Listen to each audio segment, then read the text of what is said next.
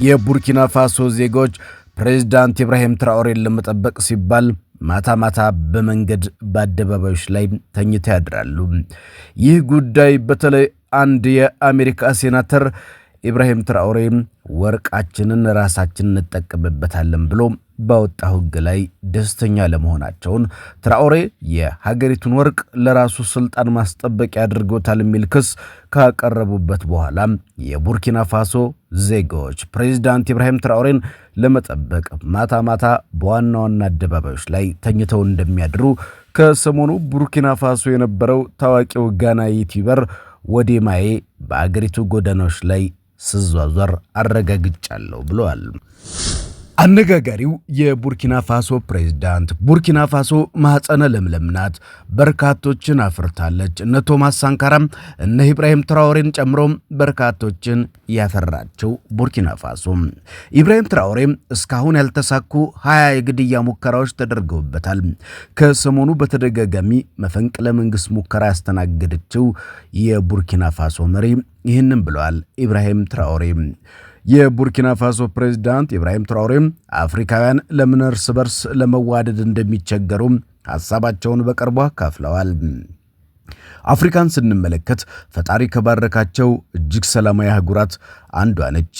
አሁን ላይ በመካከላችን የምናያቸው ግጭቶች በዋናነት አውሮፓውያን አንዱ ሀገር ከሌላው ሀገር እንዳይዋደድ አብሮ እንዳይሰራም እንዳያድግ የመለየት ዘር ስለዘሩ ነው ይላሉ።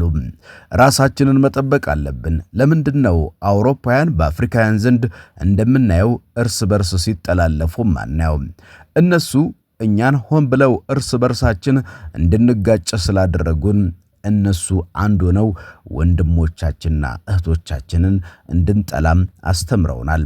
በአውሮፓ ውስጥ እንዲህ አይነቱ ክፍፍል ማየት ብርቅ ነው። ይህንን ተገንዝበን ጥላቻን ማቆምና የተሻለ አፍሪካን ለመገንባት በጋራ መስራት አለብን የሚል መልእክት አስተላልፈዋል።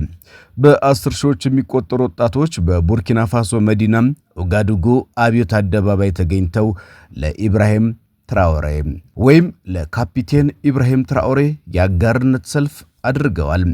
በጋምቢያም፣ ኬንያ፣ ኒውዮርክ፣ ካናዳ፣ ፓሪስ እና ሌሎች በ10 ሺዎች የሚቆጠሩ ወጣቶች በቡርኪና ፋሶ መዲና ኦጋዱጉ አብዮት አደባባይ ተገኝተው ለፕሬዝዳንት ካፒቴን ኢብራሂም ትራኦሬ የአጋርነት ሰልፍ አድርገዋል።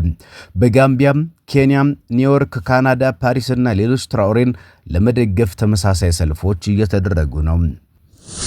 ቡርኪና ፋሶ አልተቻለችም። ቡርኪና ፋሶ $7,000 የችርቻሮ ዋጋ ኢታዋ የተባለ በአፍሪካ የመጀመሪያው የኤሌክትሪክ መኪና ለአፍሪካ ገበያ ቀረበች። የቡርኪና ፋሶ መኪና አምራች በሆነው ኡታዋ አማካኝነት የሀገር ውስጥ ሀብቶችንና ዕውቀቶችን በመጠቀም በቡርኪና ፋሶ ተሰርቶ የሚገጣጠመው ለከተማና ለገጠር አካባቢዎች ተስማሚ ሆነው በ30 ደቂቃ ቻርጅ በኋላ ላይ 330 ኪሎ ሜትር ወይም 205 ማይል ርቀት መጓዝ የሚችለው ኤአይ ቴክኖሎጂ ምርቶችን ጥንካሬን በተለዋዋጭ ዕቃዎችም የኤአይ ቴክኖሎጂዎች ምቾትና ጥንካሬ በቂ መለዋወጫም የዓመታት ጋራንቲ ያለው ኦታዋም የኤሌክትሪክ መኪና በተመጣጣኝ ዋጋ ለአፍሪካ ገበያ ልታቀርብ መሆኑ ተሰምቷል። ቡርኪና ፋሶ ይበል ያሰኛል።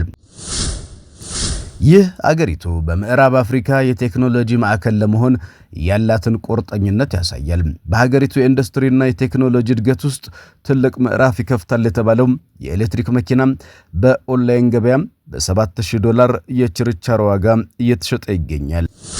ከዚህ በተጨማሪ የአፍሪካ ምርትን በዓለም አቀፍ ደረጃ አዲስ ምርታ ያሳዩት እንደ ቤተኛውና ሳሄል ያሉ የኩባንያው ሞዴሎች እንደ ጂፒኤስ አሰሳም፣ ብሉቱዝና የፀሐይ ኃይል መሙላት ያሉ የተራቀቁ ቴክኖሎጂዎች በመያዝ በዓለም ገበያ ላይ ተወዳዳሪዎች ይሆናሉ ተብሏል።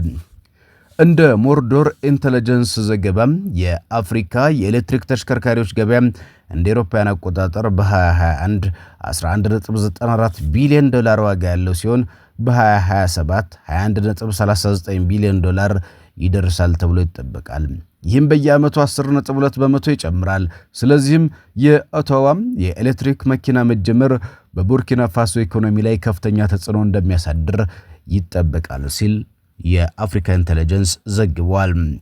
ከዚህም በተጨማሪ ቡርኪና ፋሶ በኢኮኖሚና በሌሎችም እድገቷ እየጨመረ መጥቷል። ይህ አፍሪካ ለቴክኖሎጂ ፈጠራ ያላትን እምቅ አቅም የሚያሳይ ጅምር በማኒፋክቸሪንግ በሽያጭና በጥገና በታዳሽ ኃይል ዘርፎች በሺዎች የሚቆጠሩ ስራዎችን ይፈጥራል። ይህም ለአገሪቱና ለአህጉሪቱ ኢኮኖሚ አስተዋጽኦ ይኖረዋል፣ ከፍ ያለ እድገትም ይፈጥራል። ምዕራባውያን ለሀገርህ ራዕይ የሌለህ ምንም ማትረባ መሪ ከሆንክ ምንም ችግር የለባቸውም። የተለያየ ጥሬ ዕቃዎችን የፋብሪካ ግብአቶችን የምትልክላቸው ከሆነ ችግር የለባቸውም። እንዲያውም ሽልማት ራሱ ያዘጋጁልሃል። ውድ ማዕድናትን ስትልክ እነሱ መልሰው ውድ ጌጣጌጥ ሰርተው የሚልኩልህ ስርዓት ይዘረጋልሃል። ቋሚ ወዳጅ ናቸው። ወዳጄ ችግሩ የሚመጣውና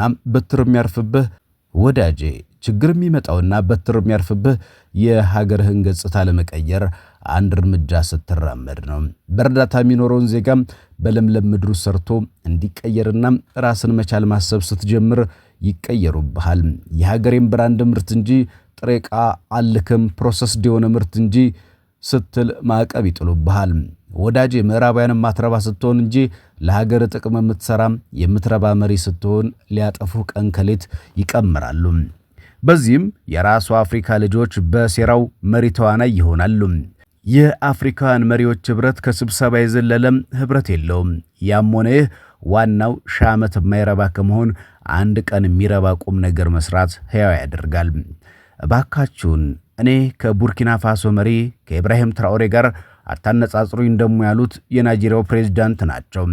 ከቡርኪና ፋሶ ትራኦሬ ጋር ስታነጻጽሩኝ የደም ግፊቴ ይጨምራል። ይህንን ያሉት ቀደም ሲል እንዳልኳችሁ አህመድ ቲዩብ ናቸው። በናይጄሪያ ህዝብ ምክንያት ካሁን በኋላ ማህበራዊ ሚዲያ አልጠቀምም። ናይጄሪያን ትልቅ ለማድረግ የምችለውን እያደረግኩ ነው። ህዝቤ ግን በማህበራዊ ሚዲያ ይሰድበኛል፣ በማንቋሸሽ ይንቀኛል። የናይጄሪያ ህዝብ በማህበራዊ ሚዲያ ስለኔ የሚጽፈውን ሳነብ ግን በንዴት ደም ግፊቴ በጣም ይጨምራል። ስለሆነ ማህበራዊ ሚዲያ መጠቀም ማቆም አለብን። ምክንያቱም በዚህ ሁኔታ ከቀጠልኩኝ ተልእኮዬን ከማሳካቴ በፊት ሞታለሁ። ምንም እንኳን ለናይጄሪያ የሚበጃትን መልካም ስራ ብሰራም በእውነት ልቤ ተሰብሯል። ከሌሎች ፕሬዝዳንቶች እያነጻጸሩ ምንም እንዳልሰራ መሪ ያደርጉኛል። ለኔ ምስጋና ይገባኛል። የናይጄሪያ ኢኮኖሚ በጣም አድጓል። ነገር ግን የምስጋና አበባ አልተሰጠኝም። ከስልጣን ወርጄ ጡረታ እንደወጣ ይፈልጋሉ። እኔ ግን ተልእኮዬን ከማሳካቴ በፊት የአገሪቱ ፕሬዝዳንት መሆኔን አላቆምም ብለዋል ፕሬዝዳንቱ በተናገሩት ንግግር።